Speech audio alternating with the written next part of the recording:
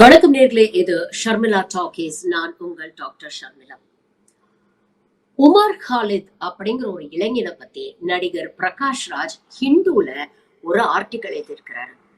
நடுப்பக்கத்துல வந்திருக்க அந்த ஆர்டிக்கல், இது எவ்வளவு பேர் பாத்தீங்க, எவ்வளவு பேருக்கு தெரியும் அப்படிங்கிறது எனக்கு தெரியல. இதை தாண்டி ஒரு முக்கியமான ஒரு கேள்வி இருக்கு. உமர் காலித் யாரு, அவரை பத்தி பிரகாஷ் ராஜ் என்ன எழுதியிருக்கிறாரு அப்படிங்கறத நீங்க தெரிஞ்சுக்கணும் இல்லையா? உமர் காலித் யாருன்னு இங்க எத்தனை பேருக்கு தெரியும்? 5 வருஷமா பெயில் கிடைக்காம திஹார் ஜெயில இருக்கிறாரு இளைஞர் உமர் காலித். அப்படி என்ன பெரிய குற்றம் பண்ணிட்டாரு? எதுக்காக ஜெயில வச்சிருக்காங்க? ஏன் பெயில் கொடுக்க மறுக்கிறாங்க? அதை பத்தி பிரகாஷ் ராஜ் என்ன எழுதி இருக்கிறாரு? இதெல்லாம் தான் நாம இந்த காணொலியில பார்க்க போறோம். உண்மையிலேயே முதல்ல நடிகர் பிரகாஷ் ராஜ் அவருக்கு ஒரு பெரிய பாராட்டு சொல்லணும். ஏன்னா பல பேர் காலப்போக்குல அடுத்தடுத்து செய்திகள் வரும்போது பல செய்திகளை நம்ம மறந்து போயிடுறோம், கடந்து போயிடுறோம். ஆனா மறக்காம உமர் காலித பற்றி இப்படி ஒரு ஆர்டிக்கிள் எழுதி மீண்டும் உமர் காலித பற்றி ஒரு பேசும் பொருளாக, அரசியல்ல விவாதிக்கக்கூடிய ஒரு பொருளாக அவர் மாற்றி வைத்திருக்கிறார்ல இந்த விஷயவை, அதற்கு உண்மையிலேயே அவருக்கு ஒரு பெரிய பாராட்டுகளை நம்ம தெரிவிக்கணும். இந்த மாதிரி மறந்து போன பல விஷயங்களை அவர் கையில எடுத்து பேசுறாரு. அப்படிப்பட்ட ஒரு விஷயம் தான் உமர் காலித் வாழ்க்கையில என்ன நடந்தது அப்படிங்கிற இந்த ஆர்டிக்கல்ல ரொம்ப தெளிவா சொல்லியிருக்கிறார். இந்த ஆர்டிக்கலோடைய தமிழாக்கத்தை தான் இன்னைக்கு நான் உங்களுக்கு சொல்ல போறேன். அவர் எப்படி இந்த கட்டுரையை ரொம்ப அழகா ஆரம்பிக்கிறார்னா, டெல்லியில ஷூட்டிங்க்கு போயிருந்தேன். இரவு முழுக்க ஷூட்டிங் நடக்கும் பொழுது பகல் நேரம்லாம் நான் ஃப்ரீயா இருந்தேன். டெல்லியில பயங்கர ஹீட்டு. ஒரு பக்கம் பார்லிமெண்ட் பயங்கர கொந்தளிப்புல போயிட்டு இருக்கு. வக்ஃப் அமெண்ட்மெண்ட் பில்னாலன்னா இயற்கை டெல்லிய அப்படியே கொந்தளிப்பு நிலையிலேயே வச்சிருக்கு. இப்படி இருக்கும் பொழுது உட்கார்ந்து யோசிச்சு பார்த்தேன். உமர் காலித் 5 வருஷமா திஹார் ஜெயில கஷ்டப்பட்டுட்டு இருக்கிறாரே, இந்த சூழல்லாம் அவர் எப்படி தாங்குறாரு? அவர் குடும்பம் என்ன கஷ்டப்பட்டு இருக்கு? இதெல்லாம் யோசிச்சு பார்க்கும்பொழுது உமர் காலிதுடைய பெற்றோரை போய் பார்க்கணும் அப்படின்னு தோணுச்சு. அவங்க எங்க இருக்கிறாங்கன்னு அட்ரஸை தேடி கண்டுபிடிச்சு உமர் காலிதுடைய நண்பர்களை கான்டாக்ட் பண்ணி அவங்களுடைய பெற்றோரை பார்க்க போயிருக்கிறாரு. போற வழியில உமர் காலிதுக்கு நடந்த விஷயங்கள் எல்லாம் அவர் அழகா நரேட் பண்றாரு. 5 வருஷமா இந்த பாஜக அரசாங்கம் உமர் காலித திஹார் ஜெயில வச்சிருக்கிறாங்க. என்ன காரணம் அப்படின்னு கேட்டா, அவர் தேச விரோதி, ஆன்டி நேஷனல் அப்படின்னு சொல்றாங்க. ஆனா தேச விரோதிக்கான டெபினிஷன் என்ன, அதற்கான அர்த்தம் என்ன அப்படிங்கறத நாம புரிஞ்சுக்கிட்டாதான் உண்மையிலேயே உமர் காலித் யாரு அப்படிங்கறத நாம உணர முடியும். இதற்கான ஒரு கிளாசிக் எக்ஸாம்பிள் யாரு அப்படின்னு பாத்தீங்கன்னா, the father of the nation Mahatma Gandhi. இந்த தேசத்துல இருக்கக்கூடிய எல்லா மக்களும் ஒற்றுமையா இருக்கணும்னு நினைச்சாரு. மதம், சாதி, இந்த அடையாளங்கள் எல்லாம் தாண்டி நாமெல்லாம் ஒரு தாய் மக்களா வாழணும் அப்படின்னு விரும்பினாரு. ஒரு தேசம் அப்படிங்கிறது வெறும் நிலப்பரப்பு மட்டும் கிடையாது, அங்கே வாழக்கூடிய மனிதர்கள் தான் அந்த தேசத்துடைய ஆன்மா அப்படின்னு நம்பினாரு. ஆனா அப்படிப்பட்ட ஒரு மனுஷனுக்கு நடந்த சம்பவம் என்ன தெரியுமா? எத்தனையோ ஆண்டுகள் பிரிட்டிஷ் ஏகாதிபத்தியத்தை எதிர்த்து போராடி நம்மளுக்கு சுதந்திரம் வாங்கி கொடுத்தாரு.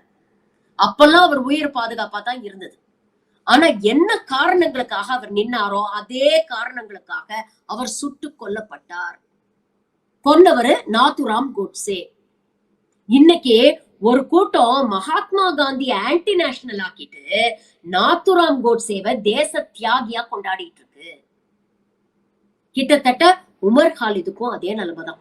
வேற்றுமையில் ஒற்றுமை அப்படிங்கிற அந்த பண்புகளை மதிக்கக்கூடியவர் உமர் காலித். இந்த அரசியலமைப்பு சட்டம் எல்லா மனிதர்களுக்கும், இந்தியர்களுக்கும் தனி மனித உரிமைகளை கொடுத்திருக்கிறது.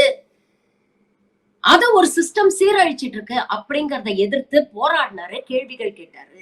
இங்கே ஆளக்கூடிய பாஜக அரசாங்கத்தை எதிர்த்து கேள்வி கேட்ட ஒரே காரணத்துக்காக இன்னைக்கு ஆன்டி நேஷனல், தேச விரோதின்னு அவர் மேல பிராண்ட குத்தி 5 வருஷமா ஜெயில வச்சு டார்ச்சர் பண்ணிட்டு இருக்காங்க.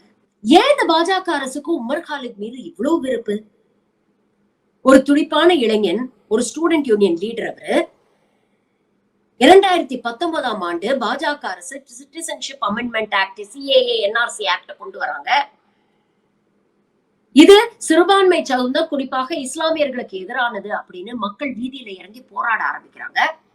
அதுவும் இந்தியாவின் தலைநகரமான டெல்லியிலேயே தொடர்ந்து போராட்டங்கள் நடக்குது. எப்படி விவசாயிகள் போராட்டம் தொடர்ந்து அமைதியா நடந்துட்டு இருந்ததோ அதே மாதிரி ஆரம்பத்துல இந்த சிஏஏக்கு எதிரான போராட்டங்களும் அமைதியாக நடந்துட்டு இருந்தது. கிட்டத்தட்ட 1 வருஷத்துக்கு மேல போராடிட்டு இருந்தாங்க. அந்த போராட்டத்தில் ஒரு முக்கியமான நபராக இளைஞர்கள் சார்பாக, மாணவர்கள் சார்பாக முன்னின்று இந்த போராட்டத்தை நடத்தியவர் உமர் காலித். 2020 பிப்ரவரியில பாத்தீங்கன்னா அரசாங்கத்துக்கு வேண்டப்பட்ட கலவரத்தை தூண்டக்கூடிய எலிமெண்ட்ஸ், பிரிஞ்ச் எலிமெண்ட்ஸ், இவங்களுடைய மாணவர் அணி, ஏபிவிபி, பஜ்ரங் தள், விஹெச்பி, இப்படி பிரிஞ்ச் எலிமெண்ட்ஸ் எல்லாம் களத்துல இறங்குறாங்க. அது வரைக்கும் அமைதியா நடந்துகிட்டு இருந்த போராட்டம் கலவரமா மாறுது. பெரிய கலவரம். டெல்லி ரயட்ஸ் அப்படின்னு போட்டு பாத்தீங்கன்னா உங்களுக்கு கூகுள்ல நிறைய கிடைக்கும் டீடைல்ஸ். அந்த கலவரத்துல கிட்டத்தட்ட 53 பேர் இறந்து போறாங்க, பெரும்பாலும் இஸ்லாமியர்கள். இந்த கலவரத்தை தூண்டியவர்கள்னா இன்னைக்கு பெரிய பெரிய பதவியில, அரசு பதவியில உட்கார்ந்து வேடிக்கை பார்த்துட்டு இருக்காங்க, நல்லா ஃப்ரீயா சுதந்திரமா சுத்திட்டு இருக்காங்க. ஆனா அமைதியா போராட்டம் நடத்திட்டு இருந்த உமர் காலித் மீது ஊபா சட்டம் பாய்கிறது. அன்லாஃபுல் ஆக்டிவிட்டிஸ் பிரிவென்ஷன் ஆக்ட் கீழே அவரை அரெஸ்ட் பண்ணி கொண்டு போய் திஹார் ஜெயில வைக்கிறாங்க. இதுல வேதனை என்ன தெரியுமா? 2020 அரெஸ்ட் பண்ணாங்க, 5 வருஷம் ஆயிடுச்சு. இதுல பல முறை பெயிலுக்காக செஷன்ஸ் கோர்ட்டுக்கு போயிருக்கிறாங்க, டெல்லி ஹை கோர்ட்டுக்கு போயிருக்கிறாங்க. சுப்ரீம் கோர்ட்ல 2023ஆம் ஆண்டு பெயில் அப்ளிகேஷன் போட்டிருக்காங்க, இன்னும் பெண்டிங்ல இருக்கு. சுப்ரீம் கோர்ட் எத்தனையோ வழக்குகளை சூமோட்டோவா எடுத்து விசாரிக்குது. அரசாங்கத்துக்கு வேண்டிப்பட்ட வழக்குகள்லாம் உடனே விசாரிச்சு தீர்ப்பு கொடுக்குது. உமர் காலிதோட லாயர்ஸ் சொல்றாங்க, எங்களுக்கு 20 நிமிஷம் வேணும், அவ்வளவுதான். 20 நிமிஷம். உமர் காலிதுக்கும் இந்த வன்முறைகளுக்கும் எந்த சம்பந்தமும் இல்லைன்னு ஆதாரப்பூர்வமாக எங்களால நிரூபிக்க முடியும். ஆனா அந்த 20 நிமிஷத்தை சுப்ரீம் கோர்ட் இன்னும் அவங்களுக்கு கொடுக்கல. இதுல உச்சபட்ச வேதனை என்ன தெரியுமா? 5 வருஷமா இந்த இளைஞனை ஜெயிலுக்குள்ள வச்சிருக்காங்க. இது வரைக்கும் எந்த எவிடன்ஸும் அவங்க ப்ரொடியூஸ் பண்ணல. இது வரைக்கும் எந்த இன்வெஸ்டிகேஷனும் நடக்கல, எந்த இன்கொயரியும் நடக்கல. எதுவுமே செய்யாம தேச துரோகி அப்படிங்கிற ஒரு பட்டத்தை கட்டி 5 வருஷமா அவர் ஜெயிலுக்குள்ள வச்சிருக்காங்க. சட்டப்படி பார்த்தா இதுதான் அன்லாஃபுல். ஒருவேளை அதனாலதான் அந்த சட்டத்துக்கு அன்லாஃபுல் ஆக்டிவிட்டிஸ் பிரிவென்ஷன் ஆக்ட்னு வச்சாங்களோ என்னமோ. ஏன்னா இவங்க கைது செய்த நபர் எதுவும் அன்லாஃபுல்லா செஞ்சதா தெரியல. ஆனா கைது பண்ண கூட்டம் எல்லாத்தையும் அன்லாஃபுல்லா தான் செஞ்சுட்டு இருக்கு. இத பத்தியெல்லாம் விவரிச்சுட்டு உமர் காலித் வீட்டுக்கு போன அனுபவத்தை பிரகாஷ் ராஜ் பதிவு பண்றாரு. அவங்க ஃப்ரெண்ட்ஸ கூட்டிட்டு நான் வீட்டுக்கு போனேன். உமர் காலிதோட ஃப்ரெண்ட்ஸ் பாருங்க, வாரம் ஒரு நாள் தவறாம அவரை போய் ஜெயில சந்திச்சிடுறாங்க. ரொம்ப கஷ்டம்தான், பர்மிஷன்லாம் வாங்கணும். ஆனா கஷ்டமா இருந்தாலும் பரவாயில்ல, வாரத்துல ஒரு நாளாவது நாங்க கண்டிப்பா போய் எங்க நண்பனை சந்திச்சுட்டு வரோம், அவனுக்கு தைரியம் கொடுத்துட்டு வரோம். நாங்க வாரத்துக்கு ஒரு நாள் போய் அவனை சந்திக்கிறதுனாலதான் அவன் இன்னும் தைரியமா இருக்கான், இன்னும் ஹோப்ஃபுல்லா இருக்கான். என்னைக்கா ஒரு நாள் பெயில் கிடைச்சிடும் அப்படிங்கிற ஹோப்போட இருக்கிறான். அந்த தைரியத்தை கொடுக்க வேண்டியது எங்களோட கடமை அப்படின்னு சொல்றாங்க. அவர் வீட்டுக்கு போனோம்னா அவங்க தாய் ரொம்ப நம்பிக்கையோட சொல்றாங்களாம், நீங்க எல்லாம் இருக்கீங்க, எத்தனையோ பேர் உமருக்காக பேசுறீங்க, அவன் நண்பர்கள்லாம் இருக்காங்க, கண்டிப்பா என் புள்ள ஒரு நாளைக்கு வெளியில வந்துருவான் அப்படிங்கிற தைரியமும் நம்பிக்கையும் எனக்கு இருக்கு அப்படின்னு உமர் காலிதோட அம்மாவும் அப்பாவும் சொல்லியிருக்கிறாங்க. இதை தாண்டி உமர் காலிதோட அப்பாவோடையும் ஃப்ரெண்ட் இருந்திருக்கிறாராம். அந்த மீட்டிங் போது அவர் சொல்லியிருக்கிறாராம், பெயில் கிடைச்சு அவன் வெளியில வந்த உடனே தயவு செஞ்சு அவனை பிரகாஷ் ராஜ் சாரோட சவுத் இந்தியாவுக்கு அனுப்பிடு, அங்க அவன் பாதுகாப்பா இருப்பான் அப்படின்னு சொன்னதுக்கு உமர் காலிதோட தந்தை சொல்லியிருக்கிறாராம், அவன் என்ன காரணத்துக்காக இன்னைக்கு சிறையில இருக்கிறான், ஒரு நியாயமான போராட்டத்தை கையில எடுத்ததுக்கு தானே சிறையில இருக்கிறான். அந்த போராட்டம் இன்னும் முடிவுக்கு வரல, அவனுக்கு டெல்லியில தான் வேலை. அந்த போராட்டத்தை மீண்டும் கையில எடுத்து தொடர வேண்டியது அவனோட கடமை. சவுத் இந்தியால போய் உட்கார்ந்துட்டு என்ன செய்ய போறான்? வாழும்போது 4 பேருக்கு பிரயோஜனமா நம்ம வாழ்ந்துட்டு போகணும் அப்படின்னு சொல்லியிருக்கிறார். இதுதாங்க வாழ்க்கை. அநியாயத்தை எதிர்த்து நியாயமா நம்ம போராடணும்னு தோணுது பாத்தீங்களா? அந்த நினைப்பு மனசுல இருக்கிற வரைக்கும் தான் நாம உயிர்ப்போட இருக்க முடியும், சுயமரியாதையோட இருக்க முடியும். கார்ல் மார்க்ஸ் இறந்த போது அவருடைய நண்பர் ஃப்ரெட்ரிக் எங்கல்ஸ் அவருக்கு ஆபிச்சுவரி எழுதுறாராம்.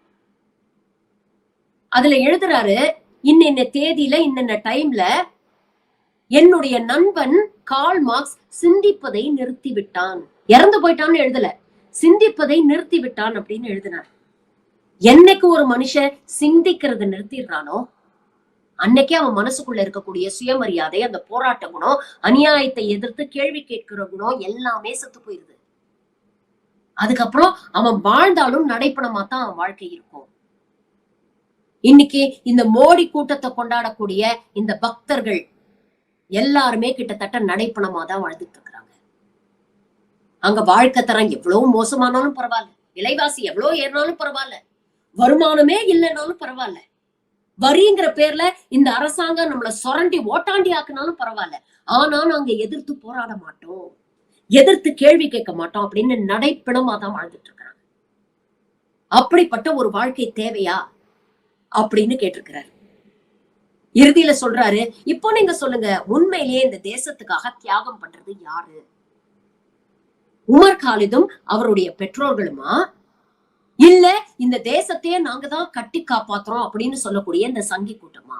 தொடர்ந்து மதத்தை கையில எடுத்து ஒரு பிரிவினைவாதம் பிரச்சாரம் பண்ணி மக்களிடையே பிளவை ஏற்படுத்தி அதுல ஓட்டு அறுவடை பண்ணி இன்னைக்கு குளிர் காஞ்சுகிட்டு இருக்காங்களே, இவங்க தேசியவாதிகளா இல்ல தேசிய வியாதிகளா? இதெல்லாம் நாம தெரிஞ்சுக்கணும்னா இந்த ஆர்டிக்கிள நம்ம படிச்சுக்கணும். இன்னைக்கு உமர் காலிதுக்காக பிரகாஷ் ராஜ் குரல் கொடுக்கிறாரு. இது மட்டும் போதாது. உமர் காலித் போன்ற எத்தனையோ இளைஞர்கள் இன்னைக்கு சிறையில வாடிட்டு இருக்காங்க. உண்மையா தேசத்தை நேசிக்கக்கூடியவர்கள், இந்த தேசத்துடைய எதிர்காலத்தின் மீது நம்பிக்கை இருக்கக்கூடியவர்கள். அவங்களுக்காக எல்லாம் நம்ம எப்போ குரல் கொடுக்க போறோம்? உமர் காலிதுக்காக குரல் கொடுக்கக்கூடிய என்னுடைய சின்ன முயற்சி தான் இந்த காணொலி. இதே மாதிரி உமர் காலிதுக்காகவும் இதே போன்ற சிறையில் வாடக்கூடிய மற்ற இளைஞர்களுக்காகவும் நீங்க குரல் கொடுக்கணும் அப்படின்னு நினைச்சீங்கன்னா, உமர் காலிதை பத்தி இந்தியா பூரா இருக்கக்கூடிய ஒவ்வொரு இந்தியனும் தெரிஞ்சுக்கணும். முடிஞ்ச அளவுக்கு இந்த காணொலியை பகிருங்க. இதை ஒரு வேண்டுகோளாவே உங்ககிட்ட வைக்கிறேன். நன்றி.